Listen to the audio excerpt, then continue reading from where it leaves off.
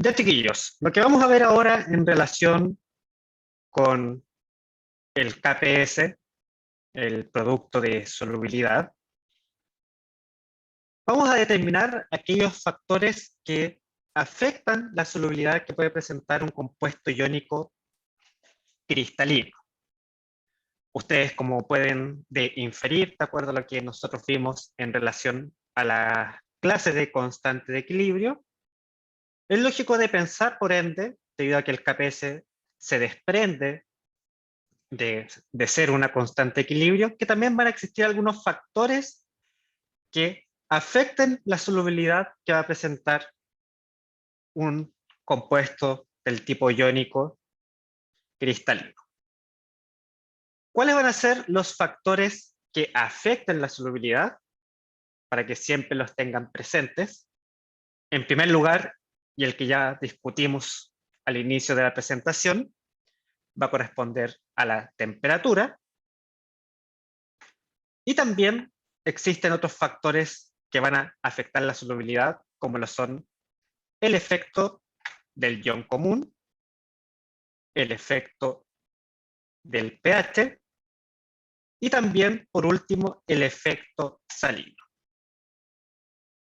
Para poder comprender cómo estos factores van a influir en la solubilidad, tenemos que recordar todo lo relacionado con lo referente al principio de Le Chatelier, en donde debemos de recordar que un cambio o perturbación en cualquiera de las variables que determinan el estado de equilibrio químico producen un desplazamiento del equilibrio en el sentido de contrarrestar o minimizar el efecto causado por dicha perturbación.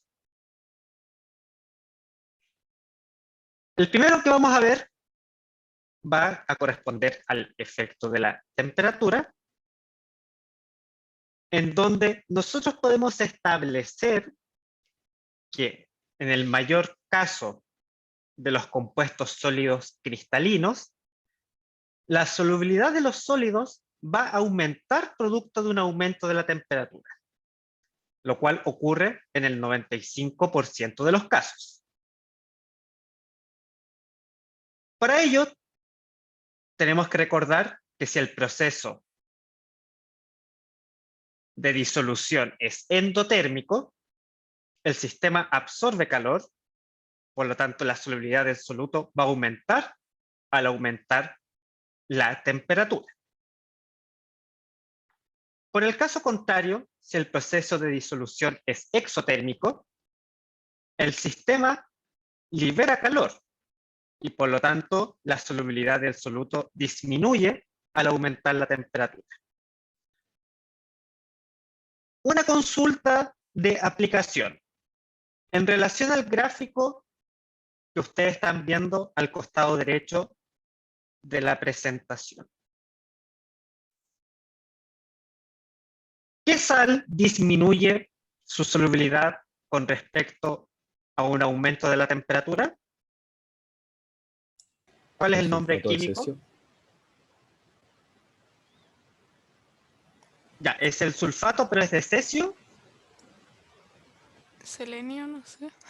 ¿Selenio? No sé. ¿Cómo se llama esa sal? Sulfato de serio. Excelente. En ese caso, ahí tenemos un ejemplo de una sal que disminuye su solubilidad producto de un aumento de la temperatura. Y en relación a lo mismo que estamos discutiendo, en la mayor cantidad de los casos que estamos analizando, ¿cómo es la reacción de disolución? ¿Qué tipo de delta H presentaría? En el 95% de los casos, un delta H negativo o positivo. Positivo. Excelente. Muy bien, chiquillos. Siempre tenemos que mantener frescos todos estos conceptos que nosotros vamos a utilizar durante nuestro curso. Continuando con los distintos factores que pueden afectar la solubilidad, vamos a hablar ahora de lo que se denomina el efecto del ion común. Imaginemos el siguiente caso. Estamos analizando, o mejor dicho, tenemos una disolución en la cual estamos trabajando con el yoduro de plomo, que es un compuesto iónico muy poco soluble, que al solubilizarse se disocia en plomo más 2 y ion yoduro. Imaginemos que sobre esta disolución agregamos yoduro de potasio, que es un sólido soluble en agua. ¿Qué va a ocurrir con el yoduro de plomo? ¿Se va a hacer más soluble, menos soluble? ¿Qué es lo que creen ustedes? Va a haber más yoduro y eso Ya. hace que se desplace a los restantes. Excelente análisis. Producto de que estamos aumentando la concentración del ion yoduro, que se comparte dentro de ambas sales, se va a generar lo que se denomina el efecto del ion común. Y por lo tanto, ¿cuál va a ser la consecuencia en nuestro equilibrio? Producto de que estamos agregando un producto, este se va a desplazar hacia la formación del reactante. En este caso, nuestro reactante es el yoduro de plomo, pero en estado sólido. De esta manera, producto del efecto del ion común, como consecuencia vamos a observar una disminución de la solubilidad y por ende la formación de precipitado. ¿Consultas relacionadas con el efecto del ion común? Profesor, ¿lo podría explicar de nuevo que no entendí? Ya. En la parte práctica, lo que tenemos que nosotros visualizar es que tenemos a este compuesto, que es el yoduro de plomo, el cual es muy poco soluble en disolución acuosa. Tenemos esta disolución. Ahora imagina que agregamos yoduro de potasio, el cual es una sal muy soluble y que se disocia en el ion potasio y el ion yoduro. ¿Qué es lo que va a ocurrir en nuestra disolución? Va a aumentar la concentración del ion yoduro, que es lo que se llama efecto del ion común. Y producto de que aumenta la concentración del ion yoduro, en el caso de nuestra sal poco soluble, estamos alterando el equilibrio que presenta su disolución en solución acuosa. Como estamos aumentando la concentración de producto, por principio de Lecha-Teller, vamos a desplazarlo, el equilibrio, hacia la formación de reactante, que en este caso, como estamos hablando y haciendo referencia a la solubilidad, se traduce que se va a favorecer la formación de precipitado producto de la disminución de la solubilidad. Profe, no entendí. O sea, si aumento el yoduro, se desplaza hacia los reactantes, ¿cierto? Sí, correcto. Y nuestro reactante, en este caso, ¿qué es? De acuerdo a la ecuación química, ¿Sólido? es un sólido. Por lo tanto, favorecemos la precipitación del compuesto. Pero eso es básicamente lo mismo cuando veíamos el equilibrio como del efecto de las concentraciones en equilibrio químico.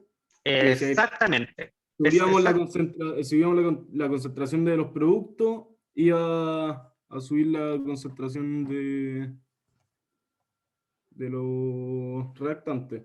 Exactamente es lo que estás diciendo tú. Pero básicamente que ahora lo vemos como si es que cuando se agrega mediante una reacción química. Lo agregamos mediante la adición de otro compuesto químico, que comparte, como lo dice el nombre, un ion común. Ion común.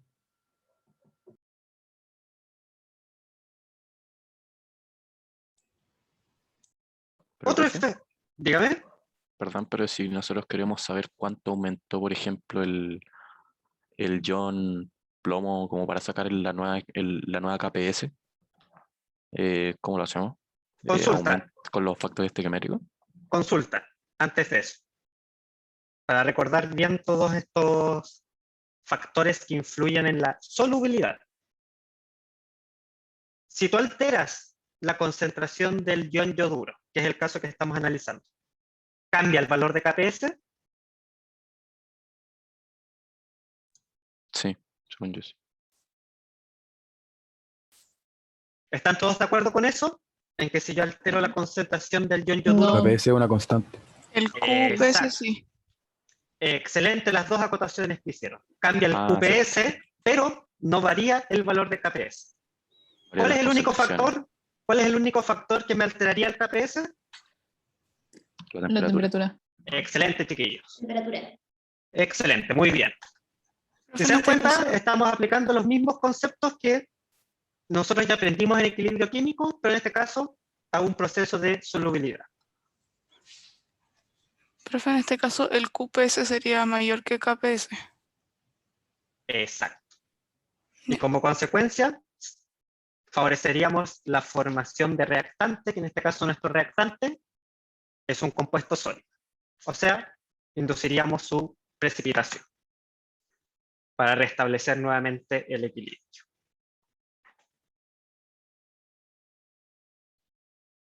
Continuando con esto, chiquillos, un efecto que es bastante similar y se relaciona con lo que vimos en relación al efecto del ion común, es el efecto del pH. Nosotros vamos a encontrarnos que existen sales del tipo iónicas y poco solubles que presentan iones hidroxilo dentro de su estructura, como lo es el hidróxido de magnesio y el hidróxido de aluminio. Nosotros si modificamos el pH, chiquillos, de una disolución, estamos modificando la concentración de iones hidroxilo en la disolución.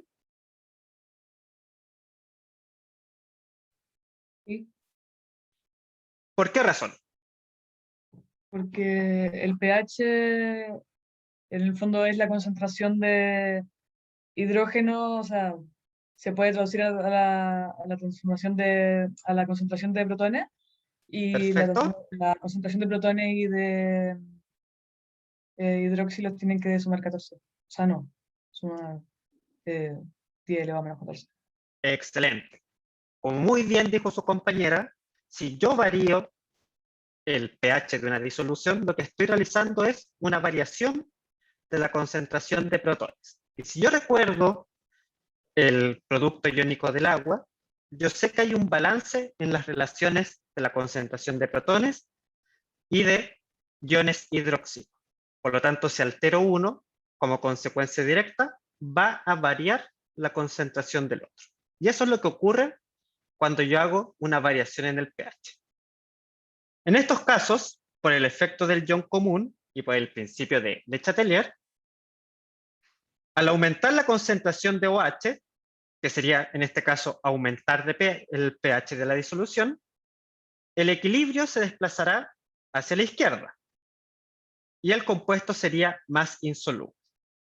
Pero en el caso contrario, en que por ejemplo sería una disminución del pH, o sea, agregar un ácido, bajaría la concentración de iones hidroxilo y desplazaría el equilibrio hacia la derecha, o sea, haciendo más soluble el compuesto. Consulta general. ¿Alguna vez habían escuchado de estos compuestos químicos, el hidróxido de magnesio y el hidróxido de aluminio? ¿O saben para qué se puede utilizar?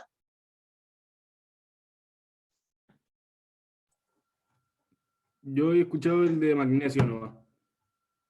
Ya, probablemente es porque ustedes son muy jóvenes y todavía no sufren de resaca ni de malestares estomacales. Y estos son compuestos iónicos que son muy poco solubles y que se ocupan, en palabras sencillas, como antiácidos. Y por efecto del pH, estos compuestos se hacen mucho más solubles en el estómago, producto de la disminución del pH, o sea, el aumento de la acidez propia que tienen nuestros estómagos, y de esa manera se pueden disolver y generar su efecto antiácido.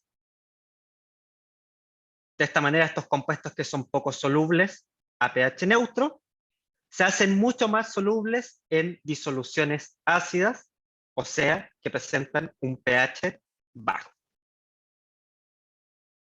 Y como dice Felipe, también son parte de los que uno de los componentes de la llamada leche de magnesia. Y también la sal de fruta.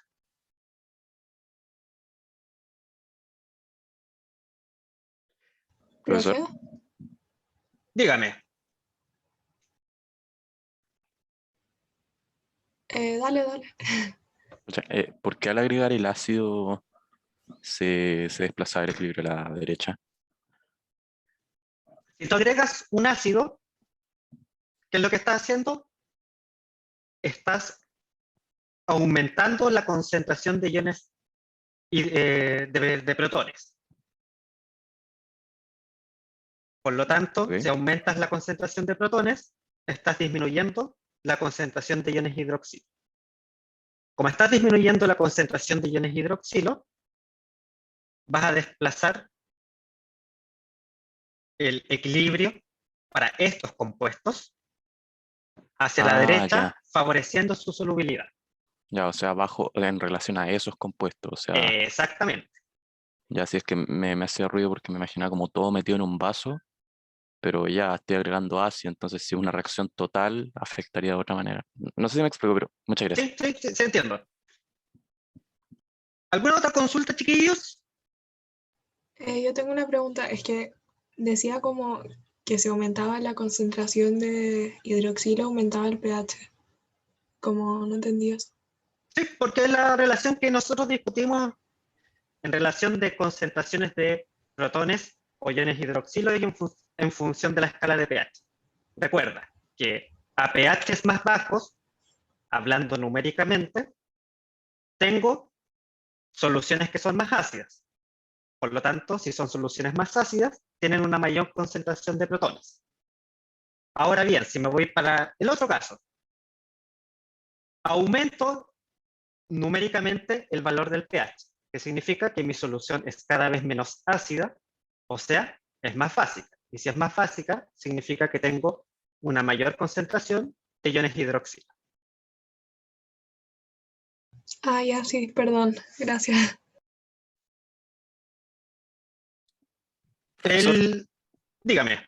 perdone, pero yo me perdí la mitad. Es entonces si a el magnesio o sea, el hidróxido de magnesio le agregamos ácido, ¿desplaza hacia la derecha? Sí. Y respóndete tú mismo la siguiente pregunta. Imagínate que estas sales las tratamos de disolver en una disolución básica. ¿Van a ser más o menos solubles? Menos, Menos solubles. Excelente. ¿Por qué razón? pero Porque ya la misma disolución tiene iones hidroxilo. Por lo tanto, ¿hacia dónde se desplazaría el equilibrio? hacia Hacia los la, hidróneos. o sea, si tiene más iones hidroxilo, lo que va a ocurrir es que tu equilibrio se va a desplazar hacia la izquierda, haciéndolo menos soluble. Ya. Muchas Profesor, gracias, profesor. Dígame. que igual, ¿por qué si se desplaza a la izquierda sería menos soluble? O sea, ¿por qué si hay más de la sal sería ¿Por qué menos sería menos soluble? Porque Sí. estaría favoreciendo al reactante por sobre el producto. Nuestro reactante es sólido, por lo tanto se hace menos soluble, lo que significa, en palabras más sencillas, que estarías induciendo la precipitación del compuesto. Ah, ya, como algo sobresaturado. Claro.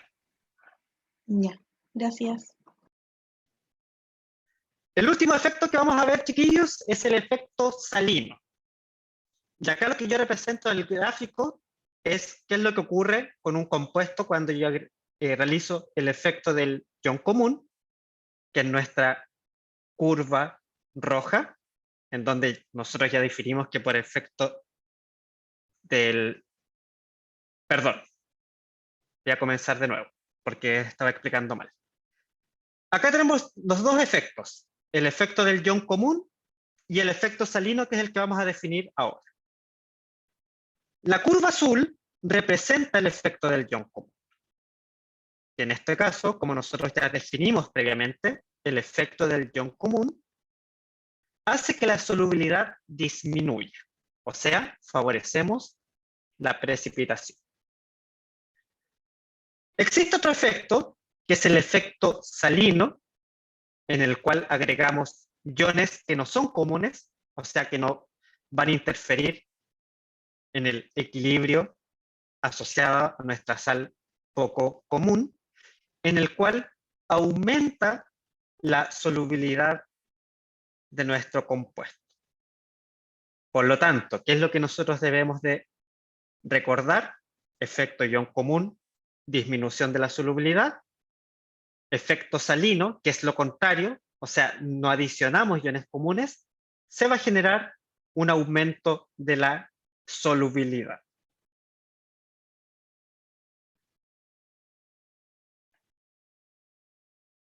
Acá les presento un resumen de los factores que afectan la solubilidad, que es básicamente lo que estuvimos discutiendo en las últimas diapositivas. ¿Consultas relacionadas con alguno de estos factores? Profe, ¿por qué aumenta la solubilidad? Ya. El por qué aumenta la solubilidad, en este sentido, no lo podemos explicar directamente desde un punto de vista del razonamiento de cómo afecta a la solubilidad como consecuencia del KPS. Eso es importante. Acá el fenómeno que influye en un aumento de la solubilidad tiene que ver con lo que se denomina la actividad o coeficiente de actividad que va a tener una disolución. Imagínate lo siguiente, tú tienes una disolución en donde, perdón, imagínate agua y agregas una sal que es poco soluble. Una pequeña cantidad de esa sal se va a disolver y vamos a tener parte de nuestro compuesto precipitado en el fondo de nuestro vaso. Hasta ahí todo bien, ¿cierto? Sí. Ahora vamos a agregar otra sal, muy soluble, pero que no tenga iones que comparta con esta sal que yo te comentaba que era poco soluble. ¿Qué es lo que va a pasar químicamente? Va a existir una mayor cantidad de iones que van a estar deambulando, por decirlo de alguna manera, en nuestra disolución. Y esos iones, tú sabes que presentan cargas eléctricas.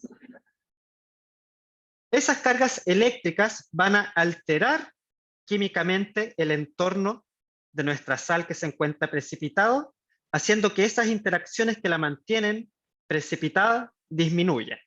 Y por eso es que se hace más soluble producto del efecto salino. Pero no le tengo que echar más agua. O sea, por ejemplo, tengo una sal y le echo un poco de agua y le echo la otra sal y se me... O sea, acá nosotros no estábamos viendo aumentar o disminuir el volumen de nuestra disolución por adición de solvente. Ya. O sea, que no me lo logro imaginar. ¿Cómo, disculpa? Que no me lo logro imaginar. Como qué pasa. ¿Qué es lo que va a ocurrir? Vuelvo al mismo ejemplo. tienes una sal que es poco soluble, que se encuentra disuelta, o sea, que se encuentra precipitada en el fondo del vaso. Y solo una pequeña cantidad de esa sal se logró disolver en el solvente. Existen fuerzas que atraen al catión y al anión de esta sal que es poco soluble y que las mantienen en estado sólido. Si yo agrego una sal que sí sea muy soluble y que no comparta iones con esta sal que está precipitada, afecta las características que tiene nuestra disolución, producto de que vas a tener una mayor cantidad de iones que presentan carga eléctrica en nuestra disolución. Y esas cargas van a afectar las interacciones que existen de tu sal que está en estado sólido, haciendo que sean más débiles y de esta manera esa sal que era poco soluble se haga un poco más soluble en la disolución. Ya, sí, entendí. Gracias. ¿Alguna otra consulta, chiquillos? Bueno, si no hay más dudas, vamos a pasar a la parte 2 de nuestra clase, que ahora vamos a cambiar de tema y vamos a hablar de las reacciones de neutralización, las cuales son aquellas reacciones en las cuales, valga la redundancia, reacciona una sustancia ácida con una sustancia básica. ¿Cuál es el ejemplo más común de una reacción de neutralización? Es aquella que ocurre, por ejemplo, entre el hidróxido de sodio, que es una... ¿Qué tipo de sustancia es el hidróxido de sodio? Un ácido, una base. ¿Y de qué tipo? ¿Base? Fuerte. Una base fuerte que reacciona con ácido clorhídrico, que es un ácido débil. Perdón, ácido fuerte. Olviden eso de ácido débil. Entonces estamos haciendo reaccionar una base fuerte, hidróxido de sodio, con un ácido fuerte, ácido clorhídrico. Cuando llego a reaccionar un ácido y una base, hago una reacción de neutralización. ¿Y qué es lo que se genera en una reacción de neutralización? Como ustedes pueden observar, se forma agua, producto de que reacciona el ion hidroxilo, en este caso del hidróxido de sodio, con el protón del ácido clorhídrico. Y aparte de agua, ¿qué más se forma? ¿Una sal? Excelente. Se genera una sal, que en este caso corresponde al cloruro de sodio. ¿Y por qué se genera cloruro de sodio? Producto de la reacción del catión sodio con el anión cloruro. Por lo tanto, ¿qué es lo que ocurre en una reacción de neutralización? Se genera una sal y se genera agua. ¿Consultas hasta el momento, chiquillos? Con los conceptos básicos de las reacciones de neutralización. ¿Algo que no haya quedado lo suficientemente claro? Todo bien, profesor. Bueno, chiquillos, yo puedo ocupar este principio de la neutralización entre un ácido y una base a lo que se denomina valoración o titulación ácido-base. Ustedes se preguntarán, bueno, ¿qué es esto? Y en este contexto yo les explico que las valoraciones ácidos-base son métodos indirectos que me permiten determinar la cantidad total de un ácido o una base presente en una determinada solución. En palabras más sencillas, ¿qué quiere significar esto? Que yo a partir de una valoración o titulación, que son sinónimos en química, yo puedo determinar la concentración de una disolución desconocida utilizando otra disolución en la cual yo sí conozco su concentración, y es una herramienta muy útil en el área de la química y la biología. Por eso es que se llama que es un método indirecto, porque a partir de otra disolución yo determino las características y propiedades que me presenta una disolución desconocida.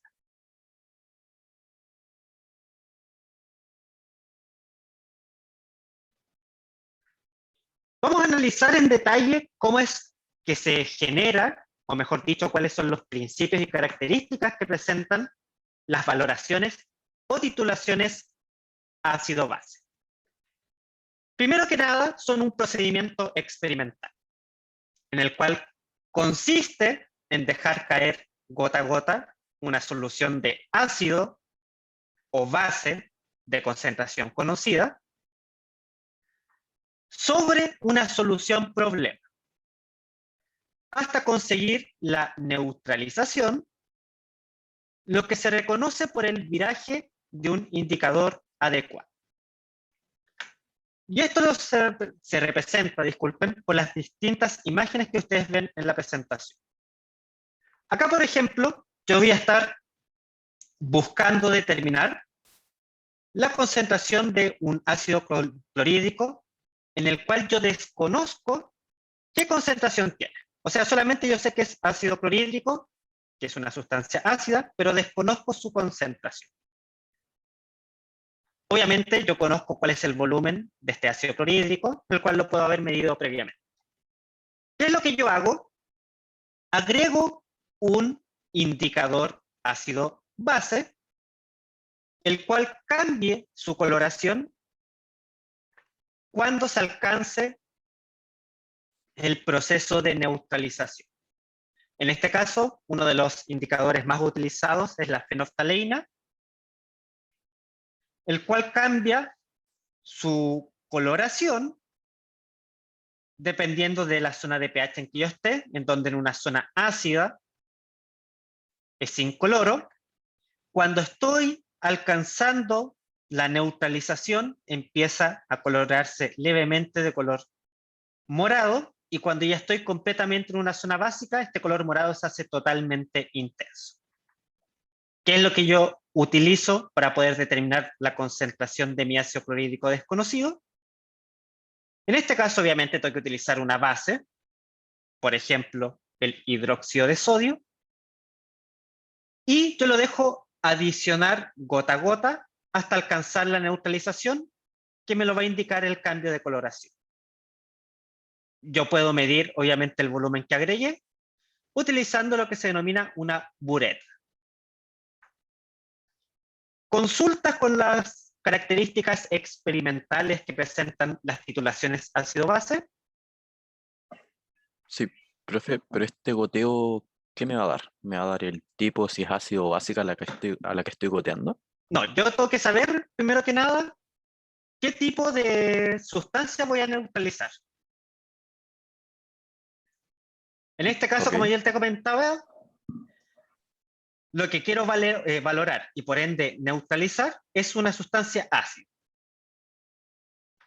Por lo tanto, ¿qué es lo que yo voy a utilizar para determinar su concentración? Una sustancia básica para que ocurra la neutralización. Como yo te comenté, ¿qué es lo otro que tú utilizas? Es un indicador. Un indicador cambia su coloración dependiendo de la zona de pH en que tú estés. En este caso, la fenolftaleína es incolora en pHs ácidos, pero una vez que te empiezas a acercar al pH neutro, o sea, igual a 7, donde se neutralizó todo tu ácido, este empieza a tornarse levemente morado. Y si ya te encuentras en una zona que es totalmente básica, tiene una coloración morada muy intensa. Por lo tanto, tú puedes saber el volumen que utilizaste de hidróxido de sodio cuando generas la neutralización. Y de esa manera, que es lo que voy a explicar a continuación, tú vas a ser capaz de determinar la concentración que tenía ese ácido clorhídrico de concentración desconocida a partir del uso de una base en la cual sí tú conocías su concentración.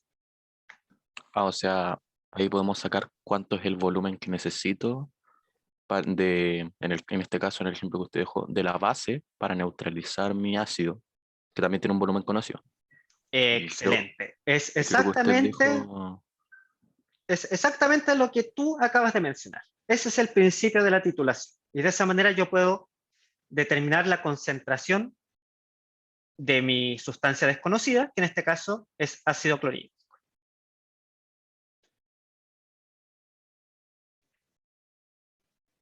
Vamos a ver ahora los principios matemáticos que nos explican el funcionamiento de una valoración o titulación ácido-base. Voy a continuar con este mismo ejemplo. ¿Qué estoy haciendo yo? Estoy haciendo en el fondo reaccionar hidróxido de sodio con ácido clorhídrico para formar sal y agua. ¿Qué cosas son importantes en el proceso de la valoración? Primero que nada, conocer los volúmenes de las soluciones. Eso es clave. Si yo no conozco los volúmenes de las soluciones, tanto de mi solución desconocida en concentración, que es el ácido clorhídrico, como del hidróxido de sodio, voy a estar haciendo cualquier cosa menos una titulación. Así que clave, conocer los volúmenes que participan en mi proceso de titulación. Y obviamente, como lo menciono en la presentación, conocer la concentración de la solución patrón. En este caso, ¿quién es mi solución patrón? Es mi solución de hidróxido de sodio. Y de esta manera es posible determinar la concentración de la solución problema. ¿Por qué razón? Porque cuando yo alcance el pH 7, significa que todos los moles que yo tenía de ácido clorhídrico reaccionaron con todos los moles que yo adicioné de hidróxido de sodio. Y en relación a las disoluciones, como yo obtengo el número de moles, multiplicando la concentración por el volumen. ¿Qué es lo que yo represento? En la siguiente ecuación, donde la concentración del ácido por el volumen del ácido va a ser igual a la concentración de la base por el volumen de la base. En donde, dependiendo obviamente del tipo de titulación que estoy haciendo, ¿quién va a ser mi incógnita? La concentración del ácido o la concentración de la base. ¿Qué es importante? Que en este caso nosotros debemos de trabajar con las concentraciones expresadas en molaridad o normalidad, y que los volúmenes, tanto del ácido y la base, deben de ser concordantes en sus unidades de medida. Consulta general. ¿Qué será más conveniente al trabajar en relación a unidades de concentración de ácidos y bases, en molaridad o normalidad?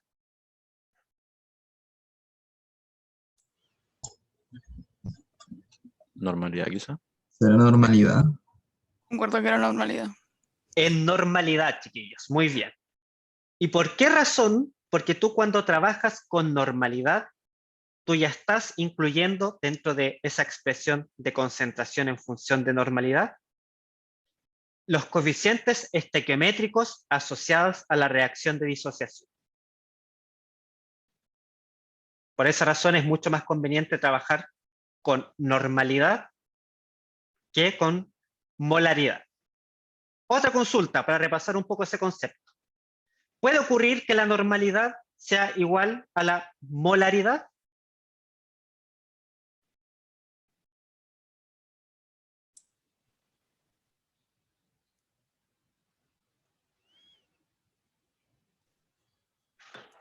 No sé, profe. Profe, ¿puede repasar lo que era la normalidad? Me tinga que puede ser. Ya, se los voy a explicar. Partamos con el mismo ejemplo, hidróxido de sodio y ácido clorhídrico. Yo les voy a dar la respuesta y voy a tratar de que ustedes hagan el razonamiento. El hidróxido de sodio y el ácido clorhídrico, sus concentraciones molares son iguales a sus concentraciones normales, o sea, expresadas en normalidad. ¿Por qué ocurrirá eso? Porque al momento de estar disuelto se genera la misma cantidad de protones y hidróxido. Exactamente, porque su estequiometría de disociación es 1:1. ¿Qué quiere decir? Que por cada mol de hidróxido de sodio que yo disuelvo, se me genera un mol de ion hidróxido. Y en el caso del ácido clorhídrico, por cada mol de ácido clorhídrico que yo disuelva, se me genera un mol de protones. Ahora, voy a modificar la presentación para que se pueda ver mi ejemplo. Supongamos tenemos hidróxido de bario. En este caso, su concentración molar es diferente a su concentración expresada en normalidad. ¿Por qué ocurre eso? Porque hay dos equivalentes. Exacto, porque por cada molécula de hidróxido de bario que yo disuelva, se generan 2 moléculas de ion hidróxido. Ahora, si yo tengo, voy a correr esto un poco para que se pueda ver bien, una concentración 1 molar de hidróxido de bario. ¿Cuál va a ser su concentración normal? 2 o no. 2. Excelente. Por esa razón es que es mucho mejor trabajar en normalidad que molaridad, porque ya tú estás considerando la disociación que presenta la sustancia química. Por eso es más conveniente trabajar en normalidad que en molaridad. Obviamente en aquellos casos en que el proceso de disociación sea complejo. Si la estequiometría de disociación siempre es 1:1, ahí va a dar exactamente lo mismo. Profe, Dígame. que usted en un momento dijo que era lo que pasaba en la neutralización, que era el pH 7, ¿qué era lo que pasaba? Cuando tú haces el proceso de neutralización, todo lo que es tu sustancia ácida reacciona completamente con todo lo que tú tenías de sustancia básica. Por lo tanto, las concentraciones de protones y iones hidroxilo van a ser iguales, y eso, recordando el producto iónico del agua, nos indicaría que tenemos un pH 7, en que el pH y el pOH son iguales. Ok, profe, muchas gracias. Profe, Dígame. consulta.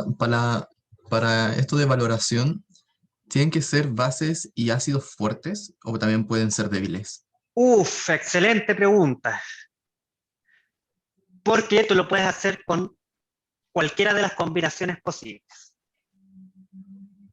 ¿A qué me refiero? Puedes hacerlo con ácido fuerte, base fuerte, ácido fuerte con base débil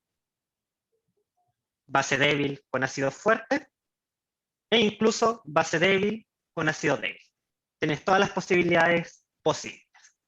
Pero para los efectos prácticos y nuestros intereses de aplicación, nosotros solamente vamos a trabajar con sustancias fuertes. O sea, el caso de análisis que siempre vamos a hacer es ácido fuerte con base fuerte. Súper. Gracias. Profesor, una pregunta, pero es que si nos dan, por ejemplo, el, no sé, el OH, o sea, o el pH de alguno de los compuestos, hay que pasarlo, hay que sacarlo como la molaridad y después transformarlo a normalidad, o estoy muy perdida. No, no estás para nada perdida. De hecho, es correcto lo que tú dices. Bueno, en ese sentido yo les puedo preguntar por la normalidad o la molaridad que tenga, por ejemplo, una disolución. Ahí ustedes tienen que ser capaces de poder transformar una en otra, así que les recomiendo que repasen un poco el tema de transformar molaridad a normalidad en relación a sustancias ácidas y básicas. Ok, perfecto, muchas gracias. Profe dijo que si lo hacíamos con fuertes, tenía que ser fuertes con fuertes, si eran débiles, débiles con débiles. Ya. No, puede ser cualquiera de las posibilidades. Fuerte con débil, fuerte con fuerte o débil con débil. En la práctica tú lo puedes hacer con cualquiera de esas combinaciones. Pero nosotros, de acuerdo a los intereses que tenemos en este curso, ¿en qué lo vamos a aplicar? En aquellas sustancias que solamente tienen un comportamiento fuerte. O sea, ácido fuerte con base fuerte. No sé, o sea, yo me preguntaba si es que lo podíamos hacer fuerte con débil. Sí, se puede hacer. En la práctica tú lo puedes hacer. Ah, ya me eres. Acá les presento un gráfico que me indica lo que está ocurriendo en un proceso de titulación entre un ácido fuerte y una base fuerte. Antes de continuar, porque la pregunta que me hacen por el chat es muy interesante. Los indicadores, y esto por favor recuérdenlo siempre, son sustancias que cambian de color dependiendo del pH en que yo esté trabajando. Los indicadores pueden ser ácidos o bases, pero que tienen características débiles. Y de acuerdo a todo esto que les estoy enunciando, chiquillos, cuando yo hago una titulación, ¿cuánto creen que debo de agregar al proceso de titulación? ¿Una gran cantidad de este indicador o una pequeña cantidad de este indicador? ¿Y por qué razón?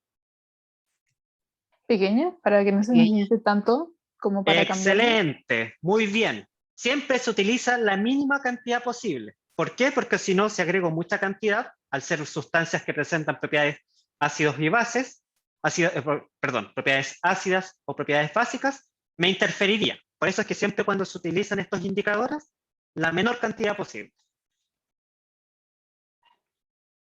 Volviendo a lo de la... Profesor. Dígame. No, perdón, pero dijo que los indicadores son los que cambian el color, o sea, Sí. como ellos hacen cambiar o ellos mismos cambian de color. Ellos son los que cambian de color. Ya. Y como están obviamente en disolución, tú ves el cambio en el fondo de toda la disolución. Pero el que cambia de colores en sí es el indicador.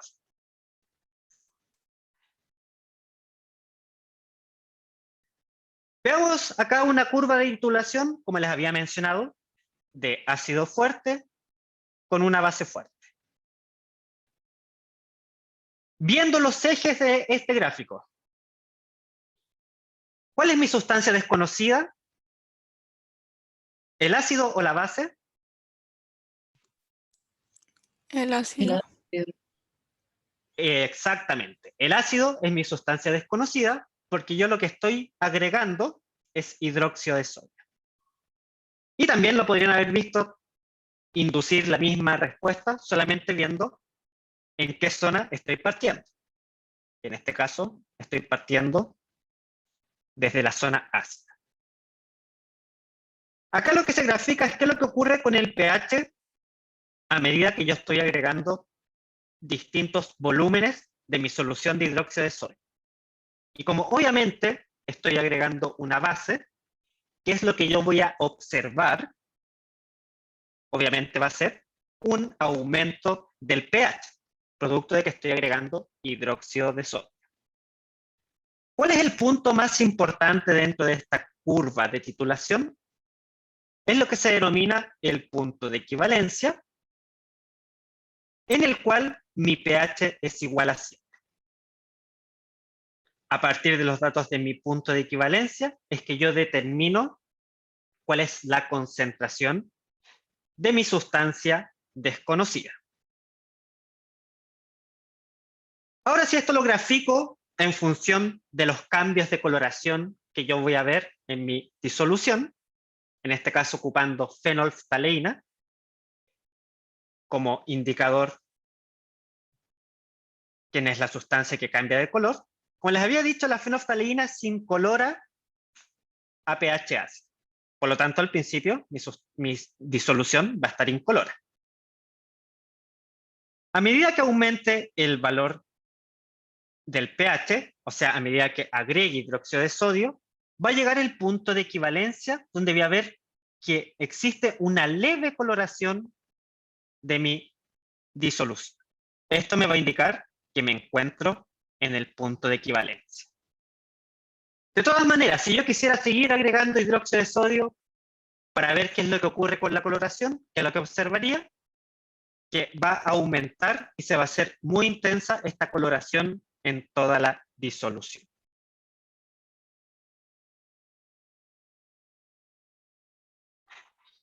Ahora, ¿qué es lo que les estoy presentando, chiquillos?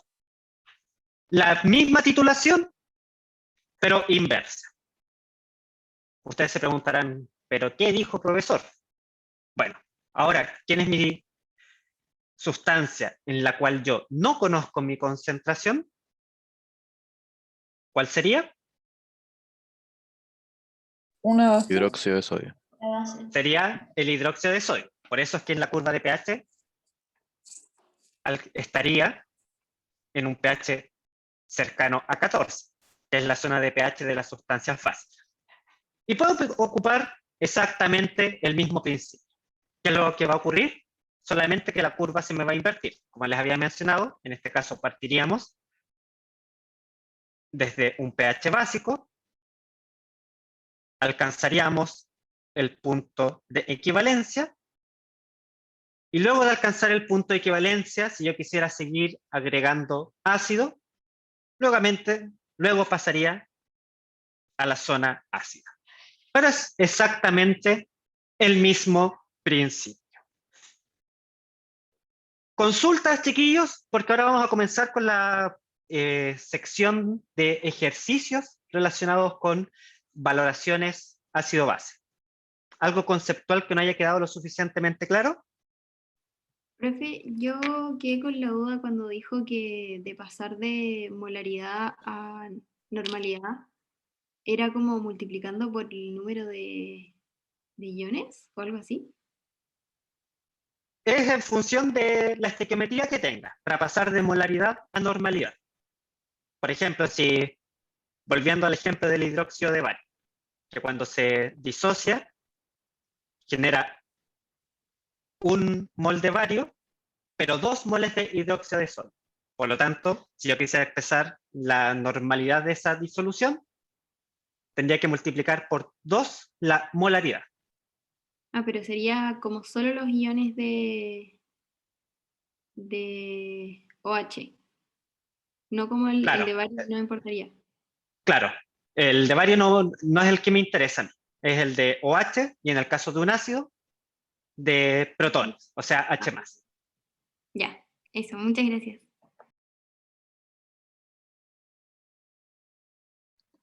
Profesor, Dígame. que siempre una solución básica va a ser como incolora. Va a depender del indicador que yo esté utilizando. Hay muchos tipos de indicadores. Hay indicadores que son incoloros en disolución ácida y coloreados en solución neutra. Hay otros que son indicadores que son inversos. O hay otros que incluso se pueden colorear en zonas muy específicas. De hecho, adelantaste un poco la presentación, pero lo voy a mostrar ahora. Acá están todos los indicadores, no todos, pero los más utilizados en química, y se representan las zonas en donde varían su coloración. Entonces tú, como puedes ver, dependiendo del tipo de indicador con que tú trabajes, tú puedes determinar en qué zonas va a presentar cambios de coloración.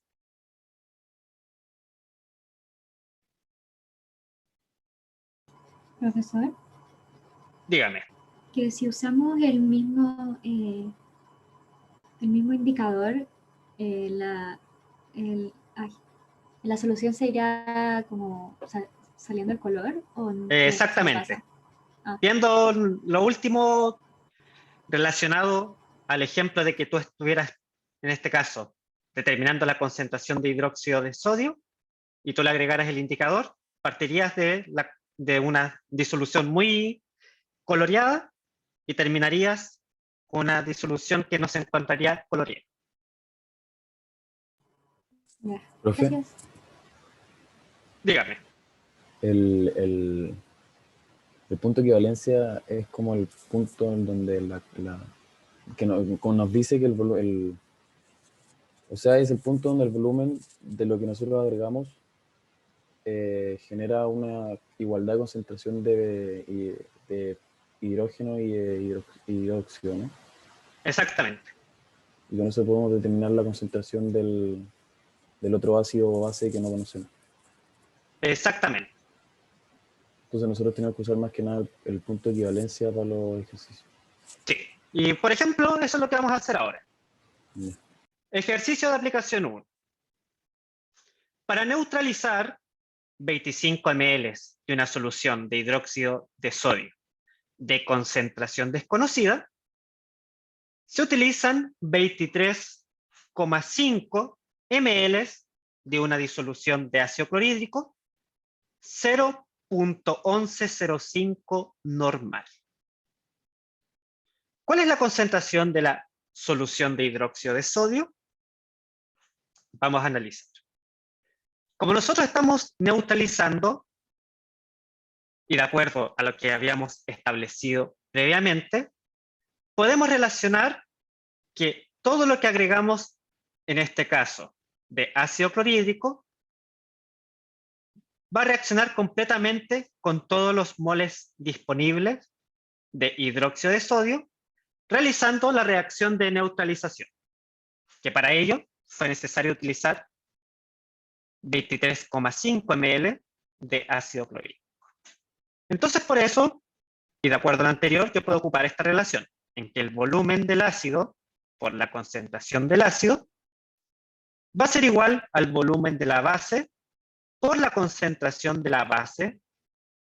Obviamente esto en el punto de equivalencia, o sea, cuando el pH es igual a 7. Reemplazo mis datos. Volumen de la base, voy a mi enunciado, 25 ml. Concentración de la base es mi concentración desconocida. Tengo el volumen del ácido utilizado, 23,5 ml, y tengo su concentración expresada en normalidad. Resuelvo esto y obtengo que la concentración de la base en este caso es de 0.1039 normal. ¿Consultas o dudas en relación a este ejercicio? ¿Habría cambiado algo si la estequiometría fuera distinta? No. ¿Por qué razón? Porque ya estoy trabajando con normalidad. Entonces la normalidad me evita todos los problemas asociados con la estequiometría de la disociación. Ahí, si esto fuera en molaridad, ahí sí. Sí, pero para el ejercicio que estamos haciendo, molaridad y normalidad son iguales para ambas sustancias. Ya. Yo tengo una pregunta, que ¿se deja en ml en la normalidad o en Ya, litro? es buena tu consulta porque en este caso, de acuerdo a la forma que tiene nuestra expresión, acá tú puedes trabajar tanto en litros como en ml, en relación obviamente al volumen. Pero, ¿qué es lo importante? Que si trabajas en ml, por ejemplo, como yo lo hice acá, ambos volúmenes estén en ml. Si trabajas en litros, ambos tienen que estar en litros. Y de hecho, si tú lo quieres hacer como ejercicio adicional, puedes trabajar expresando estos volúmenes en litros y te vas a dar cuenta que vas a obtener exactamente el mismo resultado. Gracias. Chiquillos, veamos un segundo ejercicio de aplicación antes de terminar con la clase del día de hoy. ¿Qué es lo que dice? Se agregan 10 ml de hidróxido de sodio, 0,1 molar, a una alícuota, alícuota quiere significar, o significa mejor dicho, una muestra, de 25 ml de ácido clorhídrico 0,1 molar. Me consultan, ¿cuál es el valor del pH en este punto? Antes de continuar, les voy a subir después el desarrollo del control, y si tienen dudas me pueden escribir y ahí los podemos discutir sin ningún problema. Retomando el ejercicio, me están preguntando por el pH de la disolución. En este caso, ¿qué es lo que voy a utilizar yo como estrategia para el desarrollo? Es determinar de manera independiente el número de moles de iones hidroxilo y el número de moles de protones que están en esta reacción. Y para ello, considero los volúmenes y las concentraciones. En este caso, 10 ml de hidróxido de sodio 0,1 molar. Y en el caso del ácido clorhídrico, 25 ml de ácido clorhídrico 0,1 molar. Si realizo cada uno de los cálculos de manera independiente, obtengo que tengo 1 milimol de hidróxido de sodio y 2,5 milimol de ácido clorhídrico. Consulta. ¿Estoy trabajando en el punto de equivalencia? O sea, es decir que el pH de mi disolución sería igual a 7.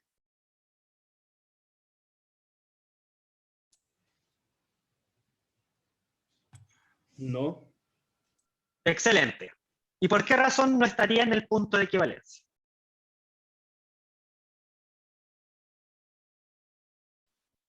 Porque no tienen iguales moles. Sí, Excelente. están igualados la cantidad de moles del ácido del base. ¿De quién tengo más? ¿De ácido o de base? De ácido. ¿De ácido? De ácido. Y de base, obviamente, tengo mucho menos. Por lo tanto, como yo tengo las cantidades de ácidos, de ácido y de base, yo puedo saber cuánto es lo que reacciona y cuánto es lo que me va a quedar de la sustancia en exceso.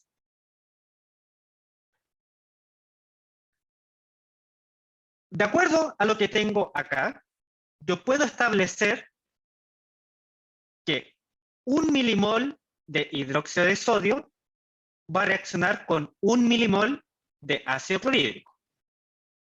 Por lo tanto, como lo estoy destacando a continuación, me va a quedar un exceso de ácido clorhídrico que corresponden a 1,5 milimol.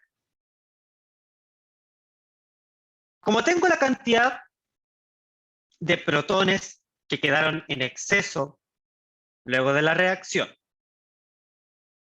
y conozco el volumen total, que es la suma de ambos volúmenes, yo puedo determinar la concentración de protones que quedó luego de mezclar ambas disoluciones.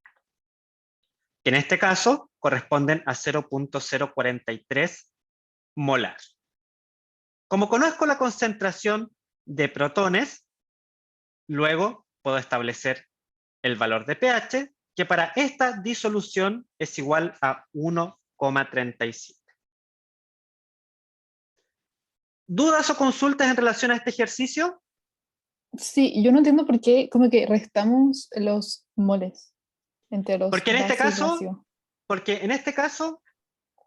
No están en una misma cantidad los moles de ion hidroxilo y los moles de protones. De uno tengo 1 milimol y de otro 2,5 milimol. Por lo tanto, acá no estoy en el punto de equivalencia, no estoy trabajando a pH 7. Retomando, acá tengo que darme cuenta cuál es el que tiene menor cantidad, o sea, el que sería siendo el reactivo limitante. En este caso, mi reactivo limitante sería el hidróxido de sodio. Recordemos que en este caso, y en cualquier ecuación química, el reactivo limitante reacciona por completo, y del reactivo en exceso, yo lo puedo determinar a partir de mi reactivo limitante. ¿Qué fue lo que yo hice acá a partir de mi resta? Ah, pero profe, o sea, perdón, que no lo escuché muy bien, pero entonces saca 1,5 milimoles, son los 1,5 milimoles que contienen protones. Claro, que son... Que sobraron de HCl. Exactamente como tú dices, son los que sobraron y los que en el fondo no alcanzaron a reaccionar porque no estaba la cantidad suficiente de moles de hidróxido de sodio. Ah, ok. Yo para que... Dame un segundo. Yo para que reaccionen completamente estos 2,5 milimol de ácido clorhídrico, necesito 2,5 milimol de hidróxido de sodio. Pero en este caso, en este ejercicio, yo no tengo esos 2,5 milimol, solamente tengo uno. Por lo tanto, me va a quedar una cierta cantidad sin reaccionar de ácido clorhídrico, y eso fue lo que yo determiné para poder determinar el pH de mi disolución, una vez que realicé la mezcla de estas dos disoluciones. Ahora sí. Es que ese pH que sacó, ¿no sería como lo que le falta para estar neutro? Porque al final... No, sería el pH que tiene mi disolución producto de haber mezclado una cierta cantidad de ácido con una cierta cantidad de base. Pero hay cierta parte de la disolución que sí está neutra, solamente que, o sea, no se puede decir que está neutra porque le faltan como moles Claro. en reaccionar. Pero si es que hay una parte que ya reaccionó, ¿no debería ser como lo que sacamos, lo que le falta para estar neutra? O sea, tú podrías calcular cuánto le falta para estar neutra, pero en este caso yo les preguntaba cuál era el valor del pH de la disolución haciendo la mezcla de estas soluciones a las concentraciones que yo les indiqué y en los volúmenes que yo les indiqué. O sea que a pesar que le haya echado base, igual tiene ese pH así de ácido. Claro. Y de hecho, Completa. ¿qué pH tenía la solución ácida?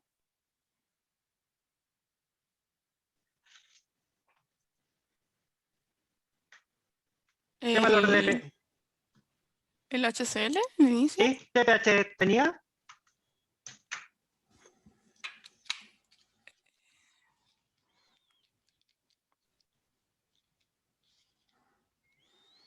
Bueno, El pH era 1. Y obviamente, como agregué una cantidad de la base, ¿qué fue lo que ocurrió? Aumentó el valor de pH. ¿Por qué? Porque agregué una pequeña cantidad de base. O sea, disminuyó la acidez de esa muestra. Lo cual se condice con nuestros cálculos. o sea, por ser esto lo que sobra de HCl, y al estar todo metido en un líquido, ese HCl igual se disuelve en protones y cloruro. Y por eso, y por relación estequiométrica, por eso podemos sacar con esa concentración de 1,5 milimoles el pH. Exactamente. Recuerda que estamos trabajando con sustancias fuertes que se encuentran completamente disociadas y solubilizadas en disolución. Profe, y para neutralizar esto habría que agregar la misma concentración que nos dio de protones, pero de OH. De hecho, solo viendo las concentraciones que yo tengo, puedo determinar que para poder haber neutralizado, por ejemplo, esos 25 ml de ácido clorhídrico, yo necesitaba 25 ml de hidróxido de sodio. ¿Pero qué fue lo que hice? Solamente agregué 10. Con 15 más ya lo neutralicé. Con 15 más, exactamente, como dices tú, se hubiera neutralizado completamente. Ya. Profesor, Chiquillos, dígame, Javiera. es que como que todavía no me queda muy claro por qué con los moles que no reaccionan, yo saco el pH, como que no me hace sentido. Porque los otros se hacen sal. Ese 1 mol de hidróxido de sodio, una vez que reacciona, en el fondo se transforma ahora en 1 mol de sal. Y tienes 1,5 milimol de ácido clorhídrico que quedaron, por decirlo de una manera vulgar, en el aire y no reaccionaron. Por lo tanto, siguen siendo protones ácidos que te determinan el pH de tu disolución. Ah, perfecto, ya.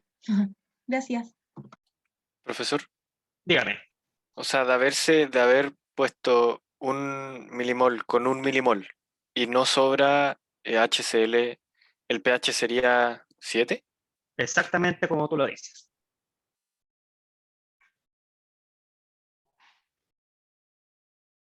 Chiquillos, en función del tiempo, dejamos la clase hasta acá. Evidentemente, para el control solamente pregunto hasta lo que trabajamos el día de hoy.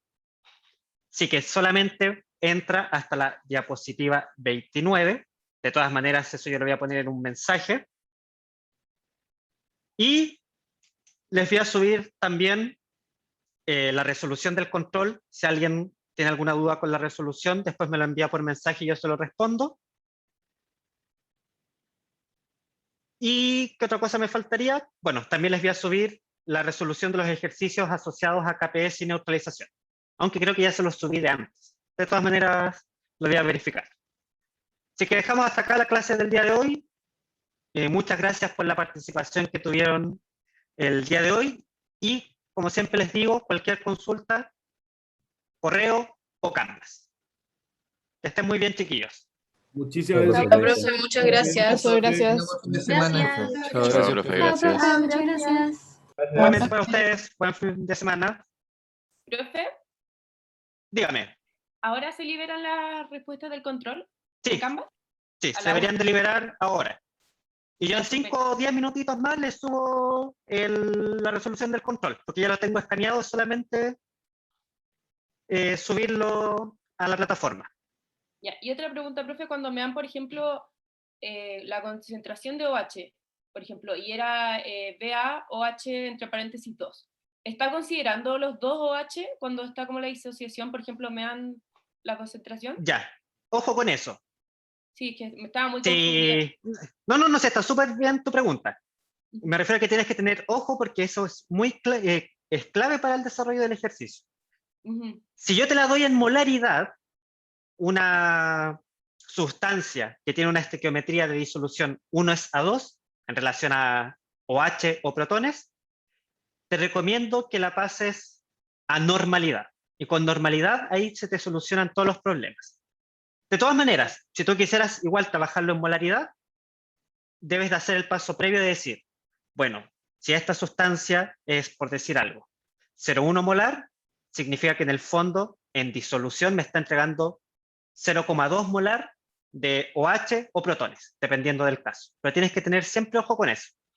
Ya, y por ejemplo, si me dan el pOH de este mismo, y me dice, por ejemplo, pOH 3,4, ahí sí lo está considerando los dos, ¿no? Ahí yo estoy asumiendo porque obvio que lo tienen que considerar para sacar el cálculo el pOH, ¿no? Recuerda que el pOH es menos logaritmo de la concentración de iones hidroxilo.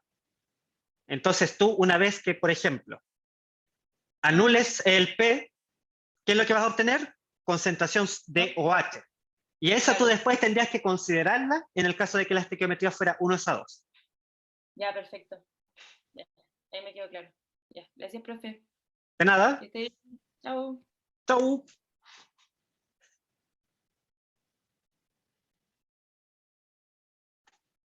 Profesor, Dígame.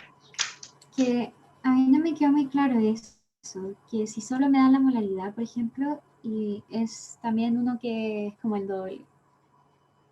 Digo, sí, BaOH2. Entonces, me dicen ¿Tienes que la tiempo? cosa- Sí, Ya. Pon atención a lo que estoy haciendo en la presentación. Voy a modificar el ejercicio y voy a decir, por ejemplo, que en vez de hidróxido de sodio, era hidróxido de bario. ya. Ya. Es lo mismo, pero en vez de hidróxido de sodio, hidróxido de bario. Entonces yo tendría que haber calculado los mol de hidróxido de bario. Ese era lo primero que tenía que realizar.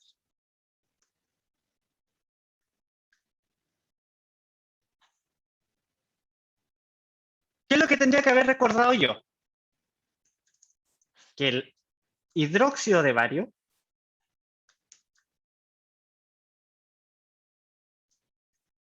cuando se disuelve me genera bario más 2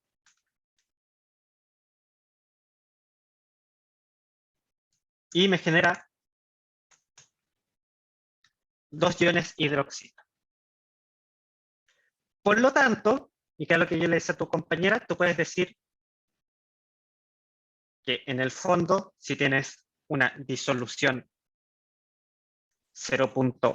molar, para este caso del hidróxido de bario, tienes una disolución 0.2 normal.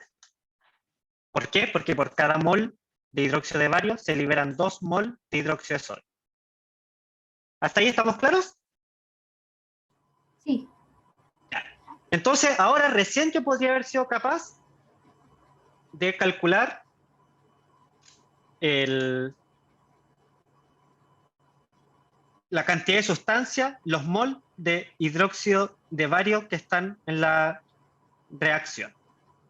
En realidad, más que moles de hidróxido de bario, yo lo podría resumir como moles de ion hidroxilo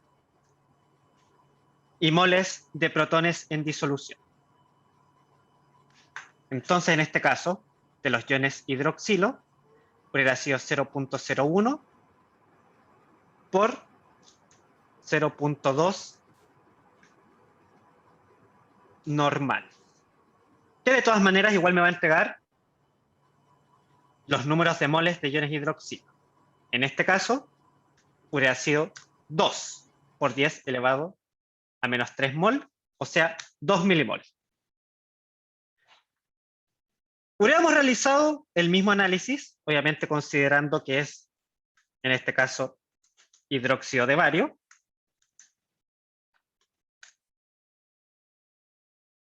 Y en este caso, la sal que se me forma es cloruro de bario.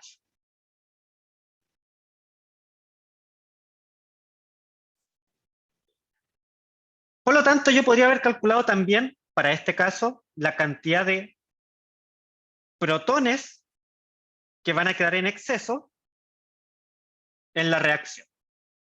En este caso, hubieran sido 0.5 milimol.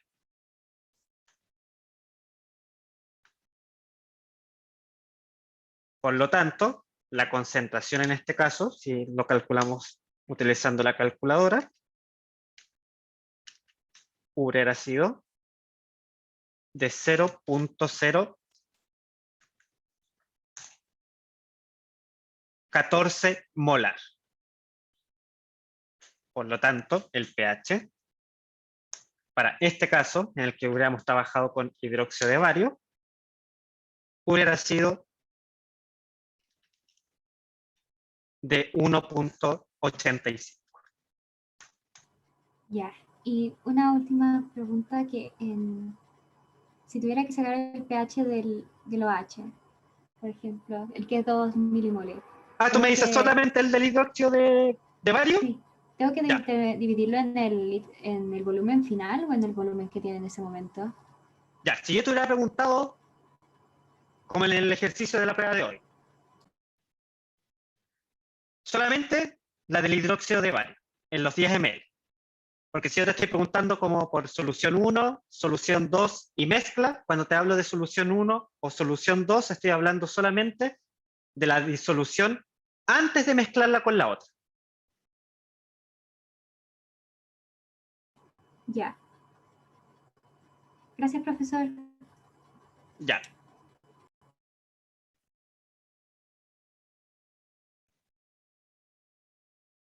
Ya, chiquillos, que estén muy bien. Chao, que esté bien.